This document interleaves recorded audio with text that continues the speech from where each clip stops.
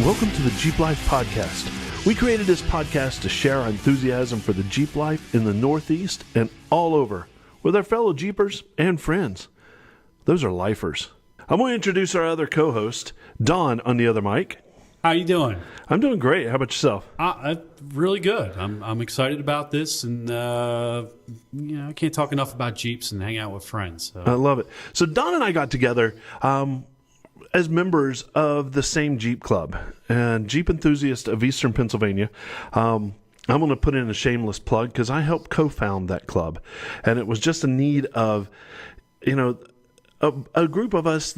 We didn't have a place to kind of get our outlet out. We had been trying to be a part of other Jeep clubs, and the vibe wasn't there, and it wasn't anything they were doing wrong. It just wasn't our personality, and we just wanted to hang out and find people that shared the same ideas.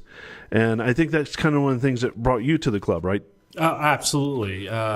We ran into you guys at we saw a post on Facebook about a Jeep night at Shankweiler's Drive-In. Oh, that's right. Yeah. And, we thought, what a great event, and it would be fun. We love the drive-in. The kids love it. And we showed up and just suddenly found a club that we felt like we belonged to. We've my family has belonged to several other Jeep clubs over the years that we enjoyed, but just sort of never melted with. There was no, we liked them and we enjoyed it, but we just didn't quite fit. And all of a sudden, we found a bunch of people we just loved spending time with. Yeah, I remember that because you guys were on the other side of the parking lot, if I remember correctly. Yeah, we're a bit of loners. So it was my best friend, my lifelong best friend, Chris, and shout out to Chris. Yeah, absolutely. And a friend of my wife's and myself. And so we parked on the other side. It was like the small dog at the dog park where they kind of run around the outside and don't mix with the others until they're sure that, this is what they want to do. Yeah. And that was a good event. And that's kind of the events that club has. It's more of the have fun, don't super hardcore wheel your events. Don't break your Jeep every weekend. And that's what, we're Jeep people out and out, and we've had them. I mean, I'll talk a little bit about my bio later, but we've had them for nearly 20 years now, and we've done some hardcore wheeling. We've done, we now do a lot of overlanding, but ultimately that's what we like best. We've done so many great events where we're not out tearing these Jeeps up, and even when we are wheeling, there's groups that do greens and blues and occasionally find a rock to crawl over, and there's groups that are out doing blues and blacks and reds, that's the great part, is such a diverse club. Yeah, I think that's one of the things we went from the very beginning. We wanted to have something for everybody. We want to have the ability to do some off-roading. We want to have especially the opportunity to do socializing. Yeah. And I think that's, what we all needed in our life, because, doing the Jeep Wave is great. And the feeling of doing the Jeep Wave is great. Yeah. But we wanted to be able to do that Jeep Wave for a couple hours at a time, or sometimes all day. So that felt good. Yeah, it's the unique thing about the club is there's no cliques. We joke about it. There's the Red Jeep Club, which those guys are a little different, a little weird. Then there's us loners that we always end up at every event in a corner, and we slowly drive closer. But there are no cliques. Everybody's open arms, all the time, and there's no politics, and we just have a good time. There are Jeeps there that are monsters, and there are Jeeps that are mild to stock, and everybody has a good time and hangs out with everybody. Yeah, when I started, I was bone stock. Yeah. And I think that's something to come from. We can get into the bio, kind of how we kind of came to being a Jeeper, if you will, or a lifer. But that club, it's just something for everybody. And, her first event, the three founders got together and just took the long way to a brewery, and didn't that, correct me if I'm wrong, did that not start on Craigslist or no, something it started like that? on a Facebook group, an odd, it was a nationwide Jeep Facebook group, and a Brandon and another Brandon and I found each other and said, hey, we're from the same place. cool, let's hang out. Right. And so we met up and we kind of planned out what we were going to do. And Brandon, the president, did a great job of making a great long way to get to the brewery. And that is one of his unseen talents. I mean, it's uncanny, really. It really is. And I want to have him on as a guest sometime in the future and maybe Absolutely. ask him how he does that and kind of peel back the sausage, That's if you will. the RV in him. The RV in him. True it is. And then, Billy showed up, and we had never met Billy. I mean, Brandon and I had actually never met that before that day. We talked online, but we'd never met. And then Billy shows up out of the blue. We didn't even know he was going to be there, and it was like, awesome. And then the three of us, we've been pretty much inseparable since. It really is a unique club, and what you guys have done is amazing. And although I have not been as involved as I want to be, I like to sort of, and like I said, by nature, a little bit of a loner. But I certainly like to, like I've talked about with Billy, kind of walk Billy through building his rears a little bit. Billy's a pretty sharp guy, so he figured most of that out himself. Yeah. I like to think of myself as the loner tech guy of the club, the technician. And although we have some guys that are really good in the club at that and don't need any help or very little, that's sort of my role and getting involved in some other stuff. Like I said, everybody's great, and whatever I've seemed to do with the club has always been a good time. Not one regret in one trip or one outing we've done. Good. And that's kind of what we want. That's everything we want. And I know we're talking right now about our club because there's so many clubs out there. And hopefully I would love to have representatives from every club imaginable be on with us and share their story of their club. And I know that we'll break down our club. We'll bring in some members from time to time. But as we get going, I'd love to get to know how you got into being a Jeeper. How did it start for you, Don? I started life as a automotive technician, and I was a drag race guy. My dad was a truck guy, RV guy, and a racer in his early days. So, of course, I wanted to follow Dad's footsteps, and I got into cars, and I was a technician, went to vocational ed for automotive technology. While I was there, I got into the Chrysler turbo cars in the late 80s, early 90s, and it kind of morphed from there. I ended up going to college for it, and while I was at college, I really started to realize that those front-wheel drive cars, as fun as they were, didn't have as many parts as a Jeep did. So I ended up working at, and I'll give do the plug, but Sands Brothers in Quakertown. Oh, yeah. Ultimately became home for me for a long time, and spent a lot of time, not solely, but a lot of time working on Jeeps, doing some Jeep builds. At that time, it wasn't as big as it is now, but, occasionally, a couple times a year, you'd put a lift on and maybe do some re-gearing. And I spent a couple years there, and I would say about the time that I started my career as a teacher, I'd been dabbling in teaching and realized how much I enjoyed talking and working with people. I wanted to do that full time, so I got a job teaching, but also realized that drag racing was no longer for me. It was the same old scene, the same old racetrack. I wanted something different. So at the time, I had a couple students whose one of them, his stepdad is the general manager of OK Four-Wheel Drive. And wow. They kind of rolled me into it a little bit. Of course, my wife had always been into Jeeps and was more than happy to jump back in with both feet. And we bought a 2004 TJ, I think it was Rocky Mountain Edition. I built it with, actually, sounds horrible, forgive me, OK Four-Wheel Drive, but at the time I was under the assumption that those were elitist parts, and I went to Quadratec and, opened up the catalog and filled the Jeep with Quadratec parts, and they were great people too.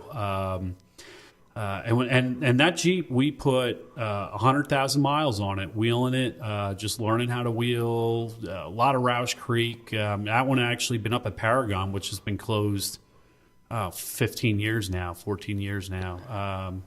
And then our family grew, and I had to get a JK, and slowly but surely, because of all this Jeeping, our automotive program had taken on this sort of persona that we're Jeep people, and now we're building them like crazy here. We probably do on average 6 to 7 big builds a year. We've got a full CJ restoration, frame off restoration we're working on, and as time went on, my interest changed a little bit. The hardcore rock crawling and banging them up and fixing them after the weekend kind of changed to overlandings. That became more popular. I mean, that was another part of my upbringing. We did a lot of traveling in RVs and stuff, and so I set up my Jeep, my JK is set up for overlanding, and we bounced around from club to club over years, and until we met you guys, and then we found a home. Oh, that's awesome. Yeah. I think the overlanding thing, I do it by default.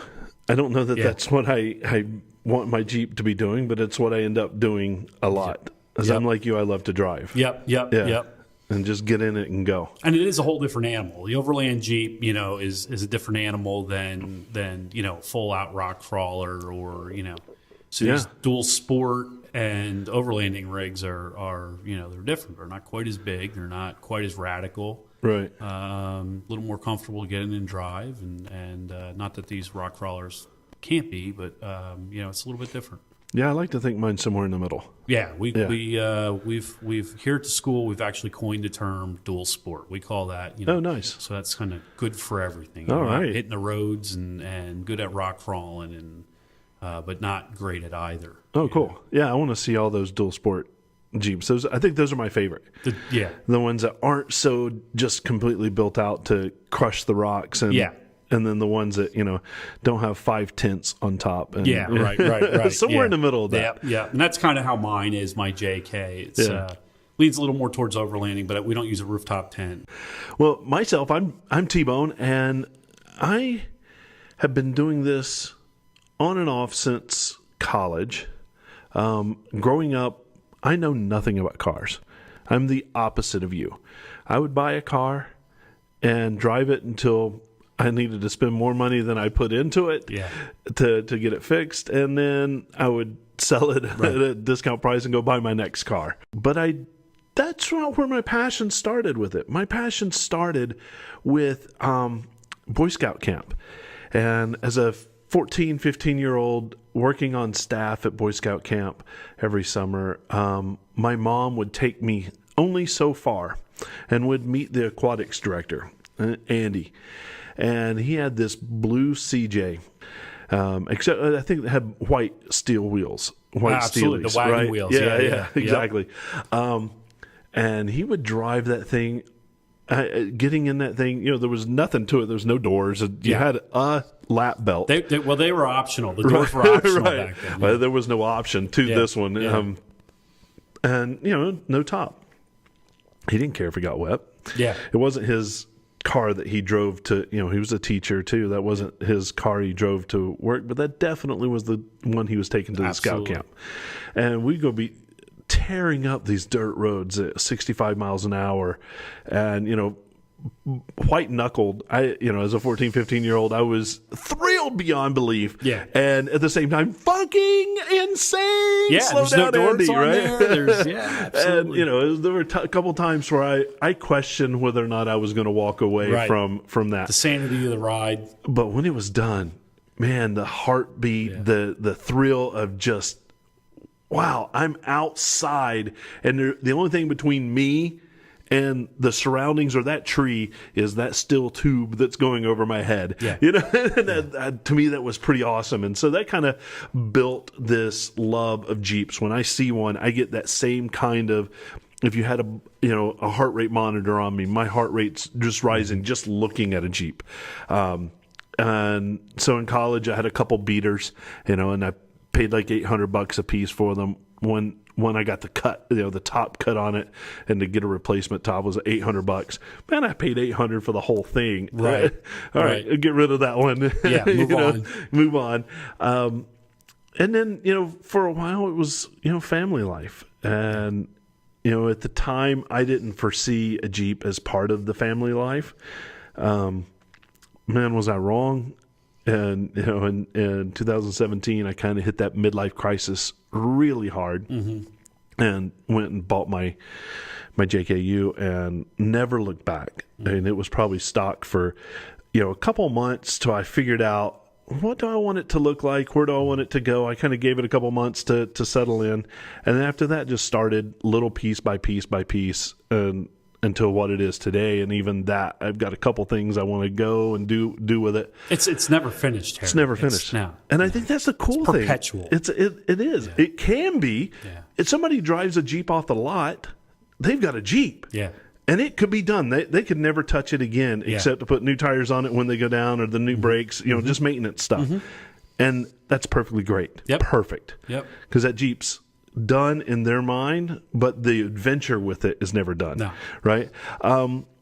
And with that, I needed something to kind of throw out my emotions and figure it out. So I started a blog, #JeepLife.com, and it was really just me discovering that Jeep life. Right. And that's kind of where this came into play.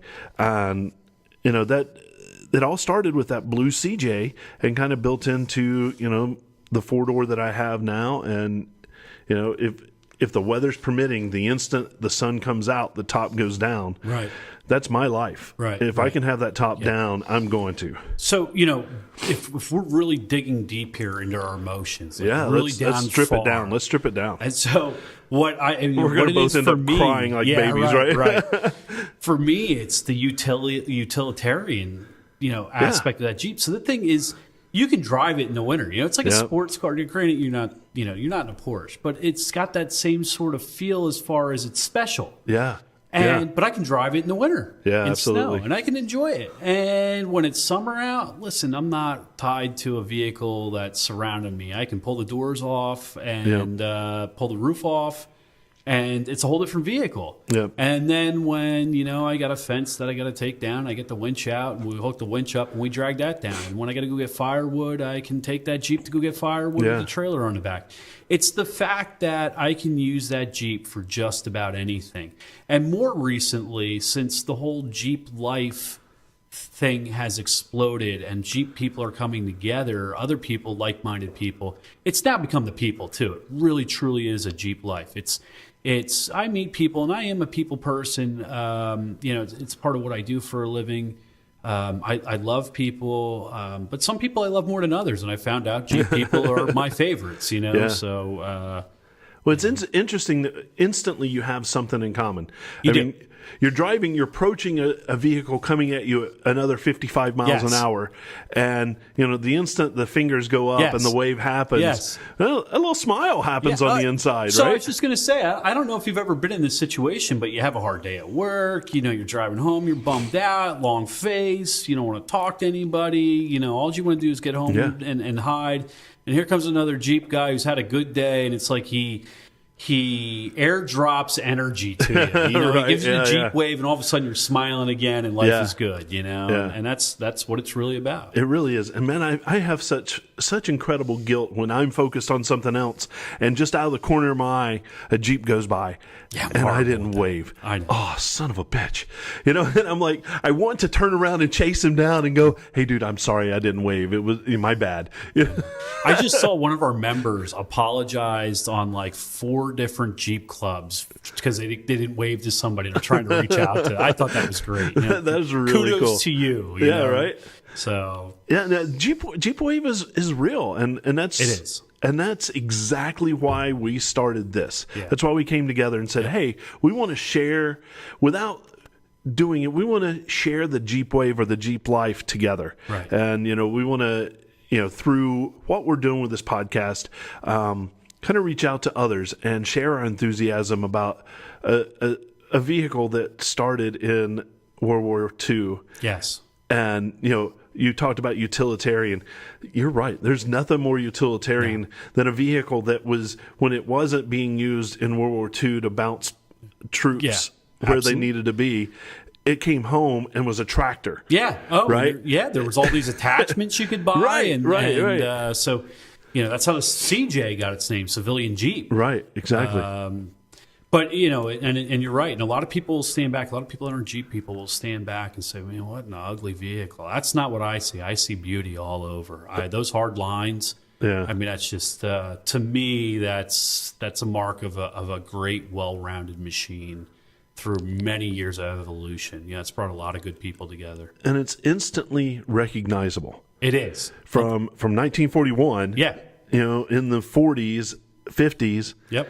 70s, 80s, 90s, 2000s to what it is now. I mean, even with the JL, yeah, it's recognizably as a Jeep. Yep. And it's, I mean, the grill all the way back. I mean, we symbolize that grill, but I mean, the fenders on it, the front fenders, the back fenders, the square, it is. It's, and it kind of, when we share that, cow going down the road, it had the aerodynamics on that thing is awful. Yeah. Oh, absolutely. But we recognize that, and we know the struggles that each other has been through driving in wind with it. But man, that's part of the camaraderie. That's something we can share together. Yeah, the fact that you're not driving a new Lexus SUV, and you can't always take both hands off the steering wheel is part of the excitement of that Jeep. I mean, it's a well-built Jeep will drive well on the road, but it'll never drive like some of the new SUVs that are out there. Even the Grand Cherokees, I mean, they're beautiful going down the road.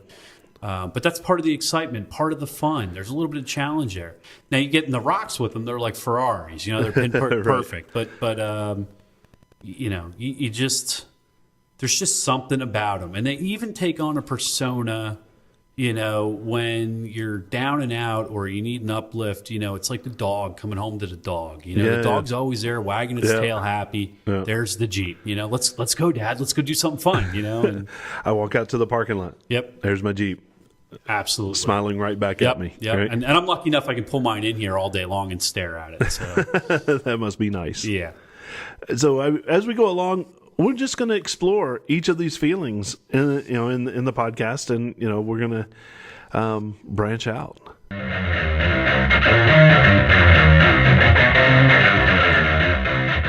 Shattered Dream Designs. Hey, you know these guys. It's an up-and-coming apparel company specializing in t-shirts, hoodies, and team jerseys. I think they do a lot of team jerseys for sports companies.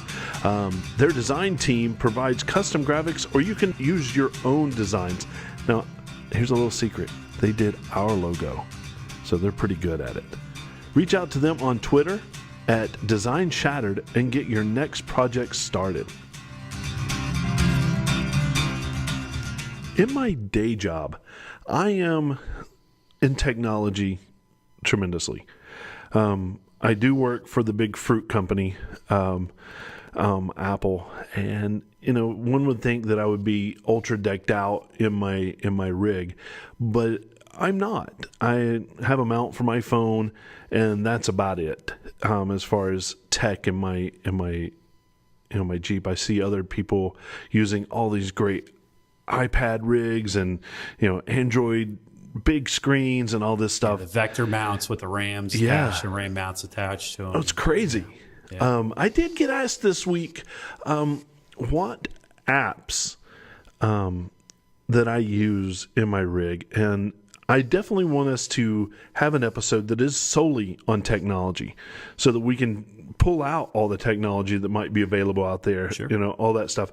But I kind of want to answer this question, and it'll bring up a kind of a great segment for us that's more of a mailbag segment where we want our lifers, our listeners, to send in a question and let's answer it on air. If we get a couple, maybe we'll devote a whole show to just Q&A. Sure.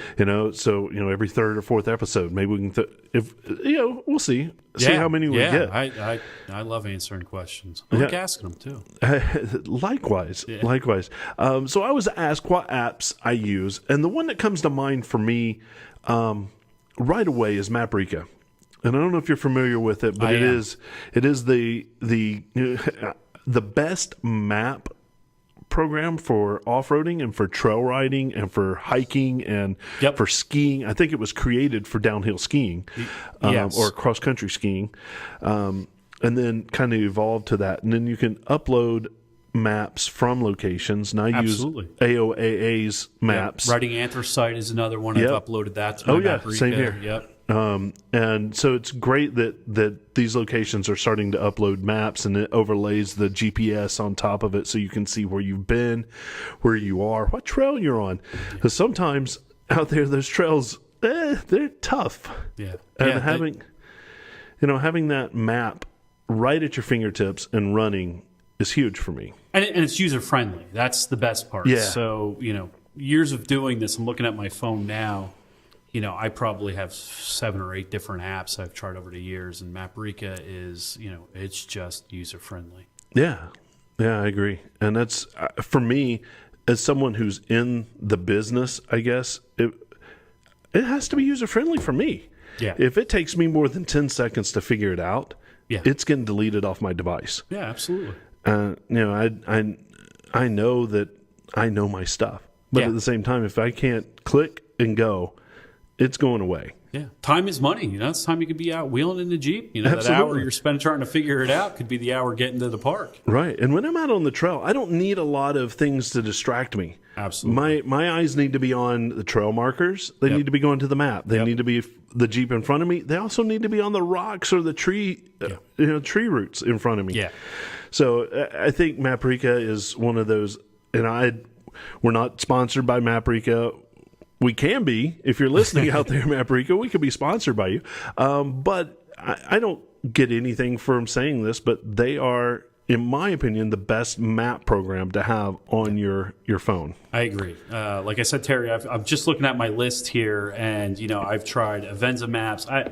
I'm like a data hoarder, so I don't delete my apps like you do. I keep buying more memory, bigger phones. But I've used, Avenza Maps. I've used, believe it or not, some of the Under Armour sponsored maps that they actually developed for hiking or things like that. I've used one that some famous overlanders use that you'll see in the expedition websites, etc. MotionX GPS. Oh yeah. I had that one. But Maprika is by far my big appeal for it is how easy it was. I remember downloading the app and right away, overlaying maps, and I remember trying to do that and nothing against Avenza, but you had to understand some background stuff to use it. Yeah, it's almost like you have to have some sort of Boy Scout map reading skills with topography and compass readings and headings. Computer programmer. Be able to put stuff in, GPS and all that stuff. Yep, absolutely. Yeah, we keep talking about overlanding, and I just neglected the fact that in the last year, I couldn't have gone more overlanding. Yeah. And absolutely. I drove from We're located in eastern Pennsylvania, and I drove from eastern Pennsylvania to northern California. And and Terry was posting all this on Facebook, and I hadn't known him personally at that point, and it probably seemed like some kind of stalker. I kept commenting. And, No, it kept me going. There are a lot of people. I mean, we had met a couple of times, but it wasn't. I mean, it was truly in passing. To be honest with you, we wouldn't recognize each other if we didn't go, "Hey, man, I'm T-Bone. Hey, I'm Don." But it was great to have people kind of following me and knowing that everything I was doing, somebody was interested in it, and that was kind of cool. Yeah. And made me also want to pull over and see more things so that I could share that with more people. Yeah, you had a following. I mean, the numbers kept growing. It was a great trip. That was a lot of fun. And, I used Maprika even when I was out in Scottsdale and off-roading out there in Arizona. So that was kind of cool. Yeah, you can't beat it. I've used it in Vermont. We've used it. One of the most recent places we've been exploring is Bald Eagle State Park, and it's a really great place. What a resource! And I've been, like I said, I'm a data junkie. I will collect anything I can store on digital memory, and I love to store my routes on there. And that's what I do. We go up there, we drive around, and I record my GPS data, and then I save it. And it's neat to go back and look at and. It's like collecting baseball cards. It is. Without the baseball cards. Yeah, and I forget sometimes that that's one of the big draws to me for Maprica was to be able to go back and review the trails that I'd done. So maybe I don't do that one, or maybe I really like that one and I want to do it again. Yeah, or there's something in that trail. There's a lake you end up at that you really like, or and over time you forget how you got there. Right. You remember the end result or a really cool obstacle you enjoyed, but you don't remember how to get there. And sure enough, you can pull it up on Maprica with notes in there. And it sure is a win-win app. It really is, and I like this question answer kind of thing. Yeah. So I think we're going to keep this as a part of the show. Some of the other things we're going to do in the show, I'm going to do some product reviews. I think we all need, how many times do we pull up on a forum and somebody says, "What do you think about this?" Right. And I think it would be great for us to be able to review those products here. Or, if we get a new addition to our Jeep, let's talk about it. Absolutely. Or any of those people out there. We're fortunate where we are that there are so many great vendors that are in our immediate area. Absolutely. I'd love to review some of your products on the show. Yeah. And so reach out to us and get your product on here. We'll talk about it. Yep. Well, with that, I'm going to throw a plug in. We do have a Jeep Tech Day coming up the 29th of February here at the school. One of the people that we're going to have come in is Scott from Quadratech. Right. And he is going to actually demo their power tank systems that they have. So I'm sure, I would love to do a segment on those after he's done. I mean, he's just introduced me to them, and I've been reading like crazy, and I'm pretty interested. So. Yeah, we were talking offline before we started recording how interesting that was. That how many of us, that's what we do. We're used to air compressors. Yes. And that's been our go-to for years, right? Even if it's, whether it's onboard air compressors or pulling up to, a gas station using a compressor there or having one in the garage. Yeah. But to be able to have a tank system and use math and logic to know exactly, I've got 3 good fills left on this one before I have to take it and fill it up. Yeah, I'm pretty stoked about it, But I think, that's what this product review is going to be about. I think we're going to find plenty of cool stuff, and we've got plenty of good people reaching out. We've got, Plugged OK 4-wheel drive. They've always been helpful with the club and here at the school. Quadratech, Extreme Terrain is in our backyard. I mean, Extreme Terrain and Quadratech are some of the biggest e-commerce businesses, Jeep businesses in the United States, and they're literally, like you said, they're in our backyard. And they're fantastic people. Yeah, absolutely. I haven't met one person at any of those that I go, I don't want to hang out with those guys, Yeah, no, Scott, I was like, I'm going to call him up and see what he's doing this weekend. Right. That was a great find, and that's happened in the last week and a half with him. That's great. And then Jeep events and calendar. So I know that we belong to the same club, and that we will have a calendar of our Jeep events, and we want everybody that can come. That's another thing about our group is it's open to everybody. But we want to feature everybody's calendar, and we want to encourage people to come out and be a part of your organization as well. So if you have a Jeep event or calendar event, we want to put that on there as well, so we can get as many people involved in our activity as possible. Yeah. And I'm gonna plug one of our events. We have a Jeep Tech Day. It's open to any club, hosted by Jeep enthusiasts of Eastern PA. And the Western Center is the school that we're going to have it at, Western Montgomery County. February 29th, check out our Facebook page, and you can purchase tickets on there. Tickets are a donation amount of any choice, whatever you want to donate. And basically, we're going to get some Jeeps in here, get them up on lifts, learn some new stuff. We're going to try and teach some people some new stuff and get some products in here to review and look at some alignments, stuff like that. Yeah, this is the second annual of this event, right? Yes. Yep. The first one went very well. It was very well received. People loved it. I mean, we're not overhauling rear differentials, and we're not talking about, putting a Terra Low kit in a transfer case, but we're talking about basic stuff, trail maintenance, how to get out some of that dreaded, trail rash, how to understand alignments. And like I said, Scott's going to be here with the power tank with the power tank system. And I believe we may have a spokesperson from Extreme Terrain. Oh, cool. Usually OK four-wheel drive, throws in a lot of cool stuff. So it's a great event. Yeah, check it out. It's great. The facility here is amazing. I know that my rig has been up on the lifts here, and I've learned a lot just by coming in to that same scenario. So it's pretty cool. Thank you, Terry. Yeah, we're proud of the place, and I've got great people above me letting us do some really great things. So that's awesome. One of them's actually a Jeep guy. So he's got I built his Jeep for him, 2014 Wrangler, and he's had it for 100,000 miles now. Nice. Yeah. Nice. Another thing we want to do is we want to do interviews with those industry professionals. And we do have some lined up already, and we're excited about that. But we're going to call that segment the Roll Bar. And, basically let's sit down at the tavern table, crack open a cold one, and, get to know each other, find out what makes each other tick, and then find out a little bit about the organization. I know you know a lot of industry professionals, so yeah. I've been in this segment of the business for nearly my whole life. This is what my dad did, so I grew up in it.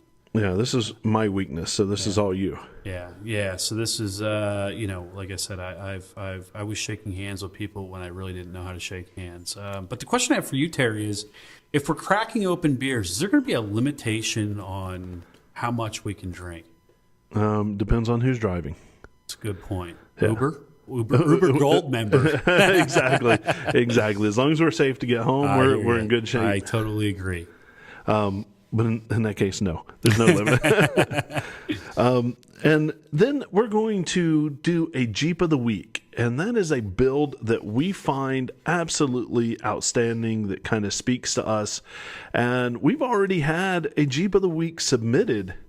And Don, I think you found this one? This gentleman, Billy, has put a good amount of money into it, and he's done the right stuff. So it performs. I'm actually looking at a picture of it right now, and he's got 37s tucked way up into the wheel well and the articulation ramp. So it's not a garage queen. He drives this thing. It's a daily driver. It's been wheeled up and down the East Coast. It's a red 2015 Sport, and again, I those red guys. I'm actually saying that because Terry's one of them. It's funny because in 2011 nobody wanted a red Jeep, and then all of a sudden, a couple of years later, they were the big thing, and now they can't sell enough of them in the JLs. But as far as the build details, he's got a great description on RevKit. But he's got a RIP supercharger, performance coil packs. It's a 3.6 liter Pentastar engine. Anybody who's familiar with Chrysler knows that is probably one of the greatest, best running engines that they have built. I'm sure there's people out there that they've had problems with them, but they're a heck of an engine. Eichelt throttle controller, which I was recently talking to him about, and we were talking about super chips for it, but the price for a Super Chips controller is steep, and so this is a little bit cheaper and an easier way to go. We should do a segment on those. We should. On controllers. We should. Yeah, absolutely. For sure. There's so many cool things you can do with them. He's got a K&N cold air intake snorkel on it.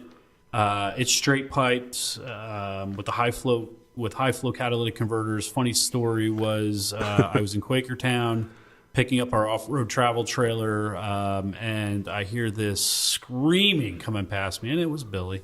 Of course. You can hear him come a mile away. For sure. It's pretty loud.